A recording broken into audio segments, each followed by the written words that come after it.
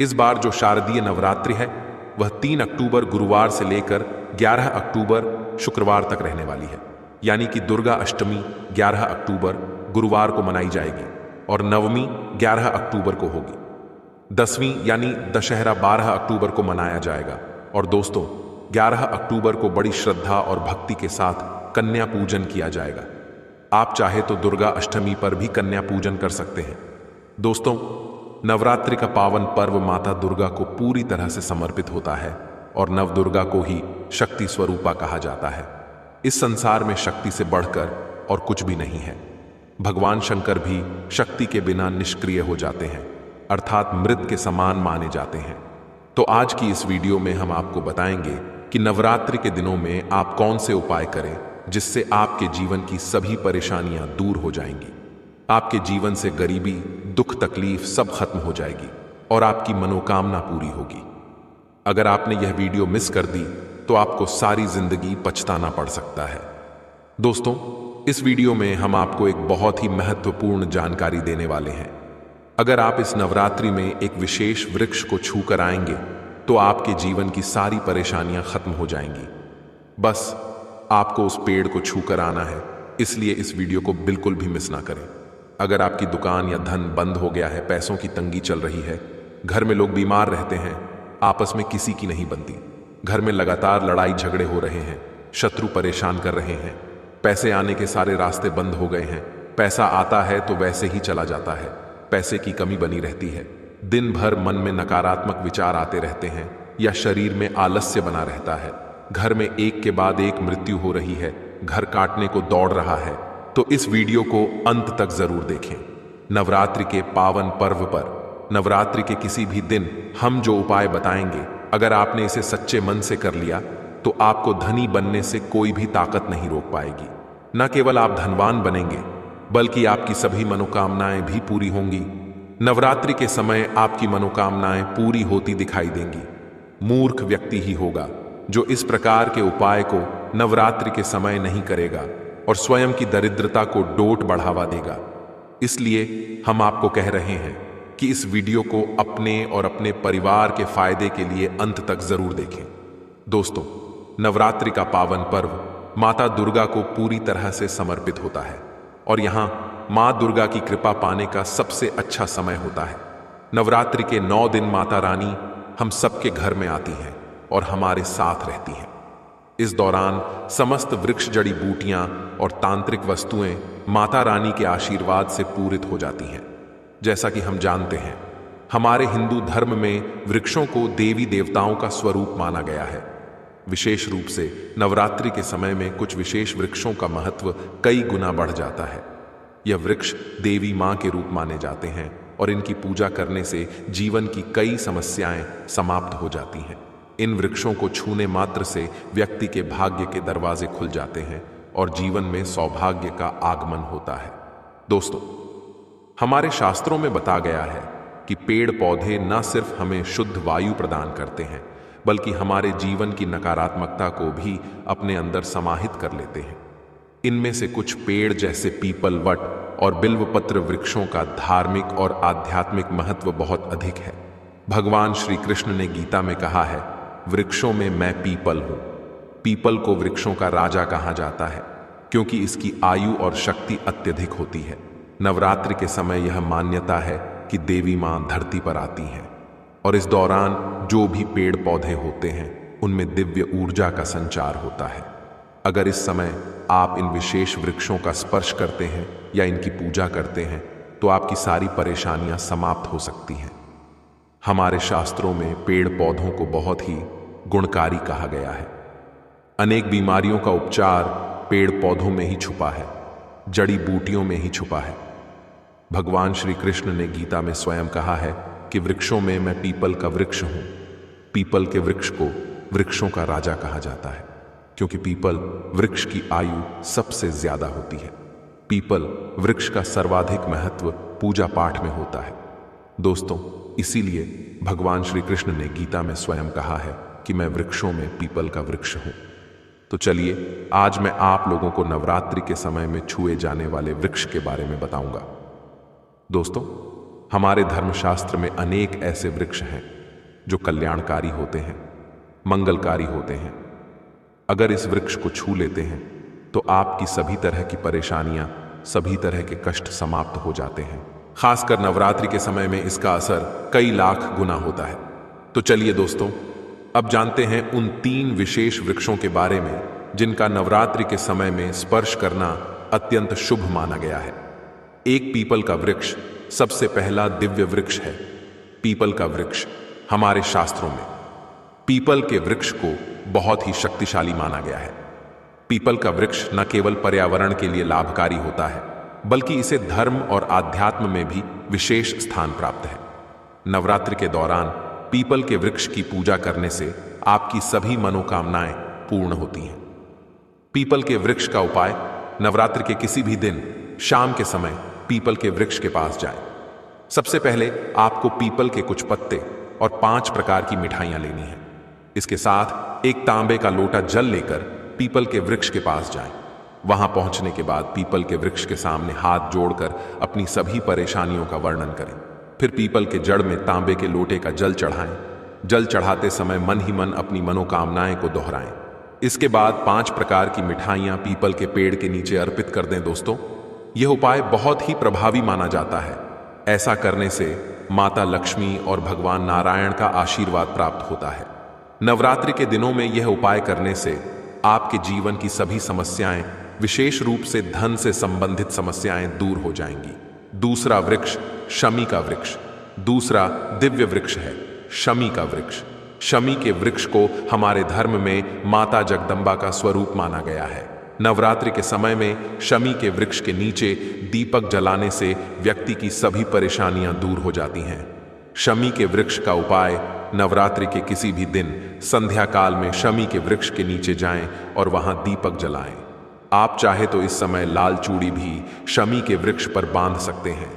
यह उपाय विशेष रूप से उन लोगों के लिए है जो सौभाग्य की प्राप्ति और मनोकामनाएं की पूर्ति चाहते हैं। शमी के वृक्ष की जड़ में सिंदूर चढ़ाने से व्यक्ति को आरोग्यता प्राप्त होती है। यदि परिवार का कोई सदस्य बीमार है तो 7 बार सिंदूर को शमी की जड़ में डालने से रोग समाप्त हो जाता है। 3 बेल का वृक्ष। तीसरा दिव्य वृक्ष है बेल का वृक्ष। स्कंद पुराण में कहा गया है कि बेल का वृक्ष माता पार्वती के पसीने से उत्पन्न हुआ है, इसलिए इसे देवी पार्वती का स्वरूप माना जाता है। बेल के वृक्ष की पूजा नवरात्रि के दिनों में विशेष रूप से फलदायक मानी जाती है। बेल के वृक्ष का उपाय: नवरात्रि के दौरान बेल के वृक्ष के नीचे घी का दीपक जलाएं। इसके साथ ही यदि आप बेल के पत्तों पर जय माता दी लिखकर माता दुर्गा को अर्पित करते हैं तो आपकी सभी इच्छाएं पूरी होंगी। इसके अलावा बेल के वृक्ष की जड़ में सिंदूर और तांबे की कोई भी वस्तु चढ़ाने से व्यक्ति की सभी समस्याएं दूर हो जाती हैं। बेल के वृक्ष को छूने से आपकी थकान और सुस्ती भी समाप्त हो जाएगी। 4 परिजात का वृक्ष। चौथा महत्वपूर्ण वृक्ष है परिजात का वृक्ष। यह वृक्ष समुद्र मंथन से उत्पन्न हुआ था और इसे लक्ष्मी का स्वरूप माना जाता है। परिजात के वृक्ष को छूने से शरीर की थकान, पीड़ा और कमजोरी समाप्त हो जाती है। नवरात्रि के समय इस वृक्ष के नीचे घी का दीपक जलाने और सिंदूर चढ़ाने से सभी इच्छाएं पूरी होती हैं। परिजात के वृक्ष की पूजा से लक्ष्मी की कृपा प्राप्त होती है और सभी प्रकार के गृह दोष और अन्य परेशानियां समाप्त हो जाती हैं। लक्ष्मी की कृपा से व्यक्ति के जीवन में समृद्धि आती है और धन धान्य की कमी दूर हो जाती है। दोस्तों, अब इस वीडियो में हम आपको एक और पावरफुल उपाय बताएंगे जो बहुत ही ज्यादा महत्वपूर्ण उपाय है। इस उपाय को करने से आपके जीवन में घटी तकलीफ खत्म हो जाएगी। आपके जीवन में गरीबी, निर्धनता चल रही होगी तो वह भी खत्म हो जाएगी। अगर आपकी दुकान या व्यापारी है जो कि धीमा पड़ चुका है, जो पूरा नहीं चल रहा है, तो वह भी चलने लग जाएगा। आपके जीवन से पैसों की किल्लत खत्म हो जाएगी। घर में लोग अगर बीमार रहते हैं तो वह भी बीमारी खत्म हो जाएगी। आपके परिवार में हर एक सदस्य में प्रेम बढ़ता चला जाएगा। शत्रु स्वयं ही आपके जीवन से नष्ट हो जाएंगे। पैसा आने का मार्ग खुल जाएगा, आपके घर में टिकेगा। दोस्तों, आप यह उपाय रविवार को छोड़कर किसी भी दिन कर सकते हैं। जी हां दोस्तों, नवरात्रि का जो रविवार है उस दिन छोड़कर या उपाय किसी भी दिन कर लीजिएगा। यह उपाय बहुत ही अच्छा है, मनोकामना पूर्ति के लिए बहुत ही ज्यादा पावरफुल उपाय है। इस उपाय से अच्छा लाभ भी देखने को मिला है। कई लोग तो महाधनी और करोड़पति भी बन चुके हैं। बस आपको यही 5 प्रकार की मिठाइयों का फिर से चयन कर लेना है जो नॉर्मल करने की दुकान पर मिल जाती है, वह भी मिठाई आप ले सकते हैं। अगर यह 5 प्रकार की मिठाई आप नहीं ले पा रहे हैं तो गुड़ ले लीजिएगा या फिर शक्कर ले लीजिएगा। इस प्रकार से 5 प्रकार की कुछ मीठी चीज लेकर के भी यह उपाय कर सकते हैं। बिल्कुल ही यह लाभकारी साबित होगा। तो यह उपाय अवश्य करना, आपकी गरीबी मिट जाएगी, निर्धनता मिट जाएगी। नवरात्रि के समय में ही यह उपाय करना बहुत ही ज्यादा फलदायी होगा। नवरात्रि जाने के बाद अगर यह उपाय दीपावली के दिन करते हैं तो भी यह उपाय बहुत ही ज्यादा पावरफुल होता है। चारों नवरात्रि में, दीपावली या फिर होली में भी यह उपाय कर सकते हैं। बहुत ही उत्तम उपाय माना जाता है। तो आप अपनी गरीबी मिटाने के लिए, समस्याओं से छुटकारा पाने के लिए, मनोकामना पूर्ति के लिए यह उपाय जरूर करना। आपको क्या करना है, 5 प्रकार की मिठाई लेनी है और एक पीपल का पत्ता लेना है और एक लोटा तांबे का जल लेकर पीपल के पेड़ के पास पहुंच जाना है। पीपल के पेड़ के पास जाने के बाद आपको पीपल देवता से हाथ जोड़कर विनती करनी है और उसे जल को सबसे पहले आपको पीपल के नीचे डाल देना है और जल को डालते समय आपको अपनी मनोकामना बोलते जाना है। और मनोकामना बोलने के बाद आपको जो 5 प्रकार की मिठाइयां ली थीं उसको पेड़ के जड़ में, यानी कि पीपल के पेड़ के नीचे पीपल के पत्ते पर रख देना है। दोस्तों, अगर आपने इतना सा उपाय कर लिया तो आपको बहुत ही ज्यादा लाभ देखने को मिलेगा। आपके जीवन की सारी परेशानियां दूर हो जाएंगी। तो अगर आप भी जल्द धनवान बनना चाहते हैं, आपके जीवन में कोई मनोकामना है जो अधूरी रह गई है, तो हमने 3 वृक्ष के बारे में बताया है। इन 3 वृक्ष को नवरात्रि के समय में छूना शुरू कर सकते हैं। और अगर कोई व्यक्ति यह तीनों वृक्ष को छू लेते हैं तो ऐसे व्यक्ति के कार्य सफल होने से, ऐसे व्यक्ति की मनोकामना पूर्ण होने से दुनिया की कोई भी शक्ति नहीं रोक पाएगी। मनोकामना पूर्ति करने के लिए, कार्य में प्रगति हासिल करने के लिए, अपनी किस्मत को चमकाने के लिए, सोए हुए भाग्य को जागृत करने के लिए नवरात्रि में यह उपाय जरूर करिएगा। दोस्तों, यह उपाय सोने पर सुहागा होगा। यह आपकी जिंदगी को संवार देंगे, आपकी जिंदगी में चल रही परेशानी को दूर कर देंगे। तो दोस्तों, 3 अक्टूबर गुरुवार से शारदीय नवरात्रि 2024 की शुरुआत हो रही है। और शारदीय नवरात्रि में आप अगर लौंग का यह एक जोड़ा इस तरह से चढ़ा देते हैं, 9 दिन, तो ऐसा समझ लीजिए कि कितनी भी बड़ी मनोकामना आपकी हो, बड़ी से बड़ी मनोकामना भी पूरी हो जाएगी और आपके जीवन में धन, सुख, समृद्धि सब कुछ आपको आसानी से मिल जाएगा। तो कोई भी ऐसी मनोकामना जो अभी तक अधूरी है, पूरी नहीं हो रही है, बहुत कुछ करके देख लिया लेकिन विश पूरी नहीं होती, जीवन में आपको सुख नहीं मिलता, धन नहीं मिलता, तो ऐसा समझ लीजिए कि यह एक उपाय आपके भाग्य को बदल देगा, आपकी सोई हुई किस्मत को जगा देगा। अब लौंग कैसे आपके भाग्य को चमकाएगी, देखिए आपको बता दें, लौंग माता रानी को सबसे ज्यादा प्रिय होती है। लौंग का जोड़ा माता रानी को अगर इस तरह से आप चढ़ाते हैं तो तुरंत के तुरंत मां आपसे प्रसन्न होती हैं और आपके जीवन में धन, सुख, समृद्धि सब कुछ आपको देती है। तो लौंग के कुछ ऐसे उपाय, कुछ ऐसे टोटके जो आज की वीडियो में आपको बताएंगे, आपके भाग्य को रातों रात चमकाने का काम करेंगे और मां लक्ष्मी की कृपा हमेशा घर पर बनी रहेगी। हमेशा आपके घर में पैसा आएगा। इस तरह से पैसा आएगा कि आप खुद भी नहीं समझ पाएंगे आपके जीवन में यह चमत्कार हो कैसे रहा है। तो सच्ची श्रद्धा से किए गए उपाय जरूर सफल होते हैं और चमत्कार भी होते हैं। आपने बहुत सारे लोगों के जीवन में देखा होगा कि अचानक से ही वह धनवान बन जाते हैं, अचानक से ही उनकी मनोकामना पूरी हो जाती है। अगर कोई भी ऐसी मनोकामना जो आपको लगता है ना कि मेरी इच्छा पूरी नहीं होगी, मुझे जीवन में यह चीज शायद नहीं मिलेगी, तो ऐसा समझ लीजिए कि अब आपकी कितनी भी बड़ी मनोकामना हो, उसे मां दुर्गा पूरा कर देंगी। तो छोटी सी लौंग, जिसे हम मसाले में इस्तेमाल करते हैं, उपयोग करते हैं, हम अक्सर मसाले में, हमारे रसोई घर में ही हमें लौंग मिल जाती है। यह छोटी सी लौंग आपके जीवन में इतना चमत्कार करेगी कि आपको खुद भी इस बात पर विश्वास नहीं होगा कि कैसे आपके जीवन के इतने बड़े बड़े दुख इतनी जल्दी दूर हो गए। नवरात्रि के 9 दिनों में मां दुर्गा के 9 स्वरूपों की पूजा की जाती है। नवरात्रि के दिनों में भक्त माता दुर्गा को प्रसन्न करने के लिए तरह तरह के उपाय करते हैं। बहुत से उपाय करते हैं जिससे कि मां का आशीर्वाद हमें मिले और हमारे जीवन में भी धन आए, सुख आए, वैभव आए और कभी भी कर्जे जैसी समस्याएं घर में ना आए और मां दुर्गा बहुत जल्दी प्रसन्न होती हैं।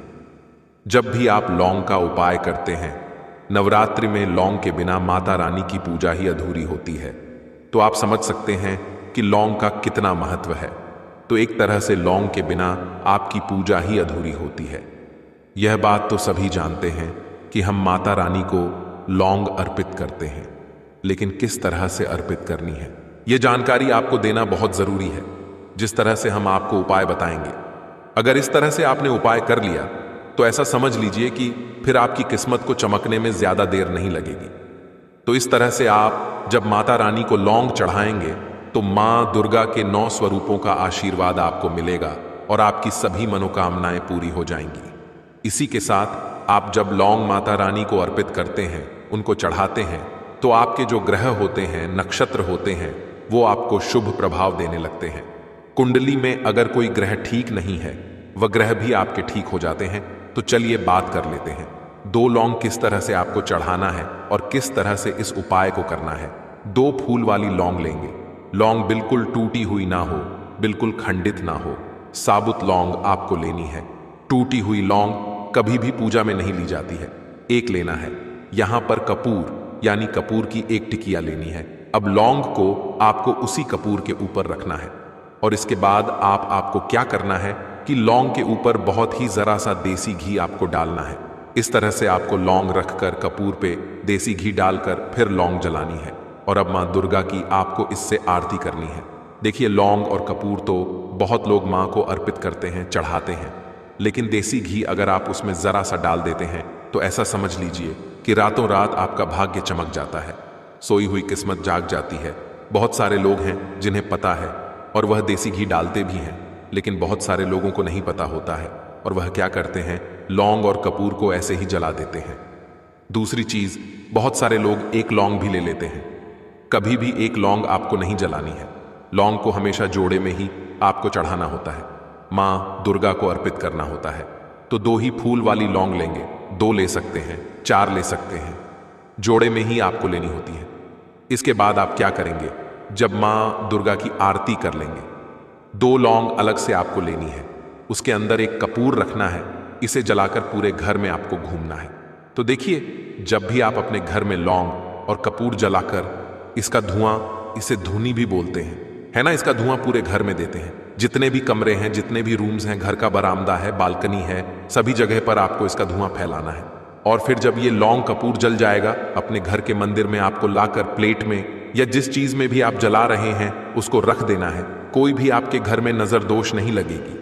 नजर दोष लगी है तो तुरंत दूर हो जाएगी। कभी आपके पैसे को नजर नहीं लगेगी। कभी भी आपके घर में बुरी शक्तियां प्रवेश नहीं करेंगी। नकारात्मक ऊर्जा घर में नहीं आएगी। नेगेटिव एनर्जी घर से बाहर रहती है। कभी भी आपके घर में दुख, कष्ट, तकलीफ नहीं आते हैं। संकटों से ऐसा घर हमेशा सुरक्षित रहता है जो लोग नवरात्रि में लौंग और कपूर का धुआं अपने घर में दिखाते हैं। तो नवरात्रि के जितने दिन हैं, देखिए, वैसे तो 9 दिन आपको यह उपाय करना है, लेकिन मान लीजिए आपने यह वीडियो बाद में देखी, आप तक नहीं पहुंच पाई है ना। जितने दिन बचे हैं, जितने दिन ये उपाय आप कर लेंगे उतना उत्तम है नवरात्रि में। इस तरह से लौंग अर्पित करें मां को और फिर चमत्कार देखें कि आपके जीवन में कितने बड़े बड़े चमत्कार होते हैं। आपके भाग्य का आपको पूरा पूरा साथ मिलता है। कभी भी आपके घर में पैसों की कमी नहीं होती है। निर्धनता ऐसे घर में कभी वास नहीं करती है। दूसरी चीज, हमेशा मां लक्ष्मी का वास होता है। कभी पैसों की कमी ऐसे घर में आती ही नहीं है। तो इस तरह से उपाय करेंगे तो कोई भी मनोकामना जो बहुत लंबे समय से अटकी हुई है, पूरी नहीं हो रही है, एक बार लौंग का जोड़ा इस तरह से मां दुर्गा को अर्पित कर देना और अपनी मनोकामना मां से कह देना, कितनी भी बड़ी मनोकामना हो जल्दी से जल्दी पूरी हो जाएगी। तो चलिए अब बात कर लेते हैं अपने दूसरे उपाय की, जो कि है आपके घर से नजर दोष को दूर करने के लिए और धन में वृद्धि के लिए। तो जिनके पैसे में वृद्धि नहीं हो रही, जिनका पैसा बढ़ नहीं रहा है, नवरात्रि में यह दूसरा उपाय कर लीजिए। फिर देखिए पैसा कितनी तेजी से बढ़ता है। या जिन लोगों के घर में पैसा आ नहीं रहा है, वह भी इस उपाय को जरूर करे। आपको क्या करना है, थोड़ा सा रोली लेना है। थोड़ी सी रोली आपको लेनी है, उसके अंदर आपको शुद्ध जल डालना है और इस रोली से आपको स्वास्तिक का निर्माण करना है। अपने घर के मुख्य दरवाजे पर, बाहर की तरफ और अंदर की तरफ, यानी कि 4 स्वास्तिक आपको बनाने हैं। 2 बाहर की तरफ बनाएंगे, 2 अंदर की तरफ बनाएंगे। और यह उपाय आप नवरात्रि में, वैसे तो नवरात्रि से 1 दिन पहले ही कर लें। अगर उस दिन ना कर पाएं तो जिस दिन नवरात्रि शुरू हो रही है उस दिन कर लें, वरना नवरात्रि में जब भी आपको यह जानकारी मिले उस दिन आप कर लें। तो स्वास्तिक का जो चिन्ह होता है यह विष्णु भगवान का आसन और माँ लक्ष्मी का स्वरूप होता है। और जहाँ श्री हरि विष्णु और माँ लक्ष्मी साथ हो, हमें ऐसे घर में ना पैसा बहुत तेजी से बढ़ता है। आप सभी यह बात जानते हैं कि धन हमें कौन देता है, माता लक्ष्मी देती हैं। लेकिन अधिक से अधिक धन देना है या किस व्यक्ति को कितना धन देना है, यह कौन तय करता है? श्री हरि विष्णु ही तय करते हैं। तो धनवान तो बहुत से लोग बनते हैं, लेकिन कुछ लोग बहुत ज्यादा धनवान बनते हैं। इतने धनवान बनते हैं कि पीढ़ी दर पीढ़ी उनकी हमेशा पैसा ही पैसा देखती है, कभी निर्धनता लौट कर नहीं आती है। तो यह वही लोग होते हैं जो मां लक्ष्मी को और श्री हरि विष्णु को एक साथ प्रसन्न कर लेते हैं। जय माता दी प्रिय भक्तों, इस वीडियो में मैं आपको 2 ऐसे उपाय बताने वाला हूं जो कि नवरात्रि के किसी भी दिन अगर आप यह उपाय कर लेते हो तो यकीन मानिए, मैं सौगंध खाता हूं कि आप धनवान ना बन जाएं।